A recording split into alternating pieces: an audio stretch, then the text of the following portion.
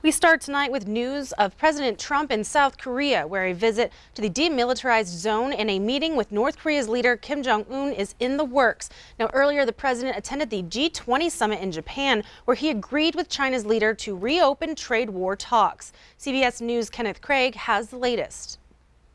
President Trump and Chinese President Xi Jinping met for over an hour at the G20 summit in Osaka, Japan, to work out the agreement to restart trade talks. In a news conference, President Trump tamped down expectations. This doesn't mean there's going to be a deal, but they would like to make a deal, I can tell you that. The president said he would hold off on his threat to impose new 25% tariffs on some $300 billion in Chinese goods. He also said he agreed to remove some restrictions on Chinese tech company Huawei, which is the focus of a dispute between Washington and Beijing. In exchange, China agreed to buy American farm products, according to the president. We're going to give them lists of things that we'd like them to buy. No deadline was set for a formal deal to end the trade battle that has sparked concerns about the global economy. President Trump was asked whether he meant what he said Friday to Russian President Vladimir Putin about election meddling. Take a look at the words, I did say it. While in Asia, the president tweeted an invitation to North Korea's leader Kim Jong-un to meet at the demilitarized zone between North and South Korea. The president said he would enter the North to shake Kim's hand. Sure, I would. I'd feel very comfortable doing that. I would have no problem. Nuclear talks between the two leaders collapsed at their second meeting in Vietnam in February. Kenneth Craig, CBS News, New York. President Trump also said he told Japanese Prime Minister Shinzo Abe that the nearly 7-decade-old Japanese-American Defense Treaty should be revamped. The United States Naval Institute is reporting today that the commander of the USS Billings has been removed from command. Commander Michael Johnson was removed after the ship ran into another moored vessel in Montreal, Canada last Friday. Now, Lieutenant Commander Courtney Hilson said Johnson was removed due to a loss of confidence in his ability to command. Commander Nate Rowan will now assume command of the ship. The USS Billings has minor damage above the ship's waterline and is able to safely sail to its commissioning location in Mayport, Florida. The ship will stay in Montreal while the Navy conducts a full damage assessment. A 58-year-old Billings man is dead after a two-vehicle accident on the west end of Billings last night. The crash happened at 9:30 Friday night. Montana Highway Patrol said a Porsche Boxster was traveling westbound on Rimrock Road, approaching 54th Street West. Now, at the same time, a Chevy Suburban driven by a 31-year-old female from Fort Worth, Texas, was southbound on Rimrock, approaching 54th. Both cars were going through a yellow light, and the driver of the Porsche attempted to turn southbound onto 54th, hitting the Suburban. The force of the crash caused both cars to go off the road, and the Suburban came to a rest on its side. The male driver of the Porsche was transported to St. Vincent Healthcare in Billings via helicopter. He died sometime Friday night or Saturday morning. MHP said it's unknown if either driver was wearing a seatbelt. A woman was taken to the hospital this afternoon after touching a live wire in Pioneer Park. It happened around 1:15 p.m. in the northeast portion of the park near Virginia Lane and Avenue F. Now, it's unclear how the wire came loose or how it got to be hanging near the trail that goes along the creek that winds through Pioneer Park. But according to the Billings Fire Battalion Chief Ed Regal, the woman reached out and grabbed the power line. A man walking in the park stepped out to help get her loose from the wire and administered CPR, and another man stopped and also helped with CPR until paramedics arrived. Regal said the woman was transported by ambulance and was conscious when she left. Northwestern Energy Community Relations Manager Lisa Perry told Q2 that the wire has now been removed and is no longer hot. Montana's lieutenant governor is expected to launch a campaign for higher office next week. Mike Cooney, a Democrat, has reportedly set a special announcement for Wednesday, July 3rd at Butte-Stoughton Park. Cooney is widely expected to run for governor. Now, he grew up in Butte and has served more than a decade as Montana's Secretary of State. He previously ran for governor in 2000, losing in the Democratic primary. Two other Democratic candidates are already running to succeed Governor Steve Bullock, who is termed out. House Minority Leader Casey Schreiner of Great Falls and former State Representative Riley Neal of Livingston. And 3 Republicans have announced campaigns for governor: Attorney General Tim Fox, Congressman Greg Gianforte, and State Senator Al Olszewski.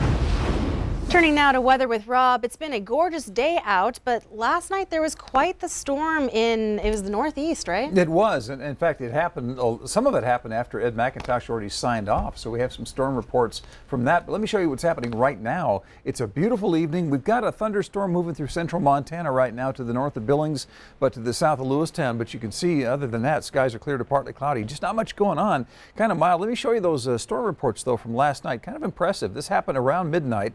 Thunderstorm wind damage in Scobie, 1-inch hail in Wolf Point, a funnel cloud spotted in Valley County at Oswego, and 1 1/4 inch size hail there in Plentywood. Now, we haven't had any storm reports today because there haven't been any storms, but severe weather is in the forecast once again in the area. We'll talk about that with a complete Q2 Sunday and beyond forecast in just a bit. Zoe? All right, thanks, Rob. Well, the weather was nice tonight for the Nitty Gritty Dirt Band as they rocked the streets of downtown Billings. Hundreds lined the block of North 29th Street between 1st and 2nd Avenue to take in some of the fun. Now, the show was put on by the Downtown Billings Alliance in what they're calling Downtown Summer Sounds. The last time the Nitty Gritty Dirt Band was in Billings, they were playing for a sold-out crowd at the Alberta Bear Theater in 2018. And you may know the Nitty Gritty Dirt Band from such hits as Fishin' in the Dark and Mr. Bojangles. The Yellowstone chapter of the Sports Car Club of America revved their engines at Metro Park today. This weekend, the club is hosting its first autocross of the season. This is what we call autocross or solo. The name is derived because there's typically only one car on course at a time. You're running against the clock, so it's always a challenge to see if you can better your time from your previous run. And if you have other cars in your class, it's kind of fun to see how you're comparing with those guys as well.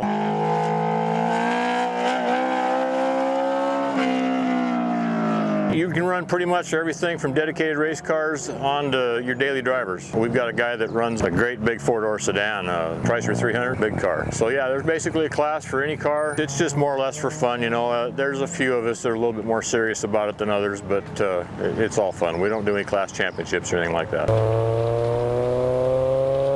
You have to know how to read the cones. There's a certain way the cones are set up so that you know how to go through the course. The biggest and most important thing would be looking ahead. You can't focus on the obstacle that you're about to enter. You have to be looking an obstacle or two ahead. It does help to teach you skills that you can apply every day. Absolutely. Adrenaline. Plain and simple. You'll get done with a run here, and I don't care how much experience you've got, you're going to be shaking. You can have been doing this for 20 years, and you're still going to come off a course, and you're going to have some adrenaline pumping. You make your own fun with it. If you want to have your fun by going out here and driving fast, and have a dedicated race car, or if you like to just tinker around, why, it's all a part of the fun. The autocross also runs on Sunday and is open to others who want to test their skills in the upper parking lot at Metro Park. Today, men celebrated and enjoyed some good times for its 2nd annual Man Fest at the Rimrock Mall. When you close your eyes and you fall asleep, and it's down to the sound of a heartbeat, I can hear the things. The band Mojo supplied the musical entertainment on one of the 2 stages. ManFest is put on by Radio Billings, and the festival features items and activities for men and families. We started it for the men, and then we realized the whole family loved coming out here. So this year, we really kind of got a little bit of something for everybody. We had so many different clients and businesses we worked with that had so many products they wanted to show off. Last year, we did it on Father's Day. This year, we thought we'll give you a break and do it the week after Father's Day to bring everybody together. All the vendors at ManFest finished today at 6 o'clock, and then it's the MMA at 8 o'clock earlier today. Well, tonight we're bringing you coverage of the Missoula Marathon before the big day tomorrow. It's been weeks of preparation, and today was the start of the weekend of races to be had. And MTN's Katie Miller takes us to this morning's Missoula's Kids Marathon. Go, Garcia! Go, go, go! Hundreds of kids just ran past me on the Clark Fork River Trail for the Missoula Kids Marathon. It's a 1.2-mile race from the Boone and Crockett Club to Karas Park. I'm the one of the racers. I'm Maggie of Magdalena, 2019. How are you feeling? Kind of great in the science. Back in April, some of the kids started logging 25 miles of their activity. Things like soccer practice, swimming, and bike riding. That, combined with Saturday's race, totaled 26.2 miles, a full marathon. The kids' race director, Kim O'Connor, is also a local third grade teacher. I love seeing kids run. I love the race atmosphere, and I love getting to see them accomplish a goal. The kids sported purple capes and walked away with goodie bags and participation medals. For Erin and her kids, Preston and Brianna, it was a family affair. I really like running because mostly it's part of what my family does. Maggie lined up in the first row of the first wave, and she had a game plan. If I get run out of energy, I will walk, and if I have energy, I will run. In Missoula, Katie Miller, MTN News. O'Connor says it's nice to have something dedicated for the kids, and some of her students even participated.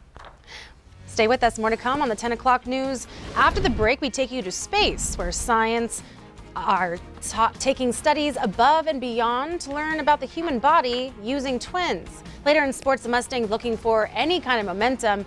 Would they find it tonight? Highlights on the way. You're watching MTN News with Zoe Zandora. Storm Tracker weather with Rob Griggs. And sports with Casey Conlon. This is the 10 o'clock news on Q2, Montana's news leader.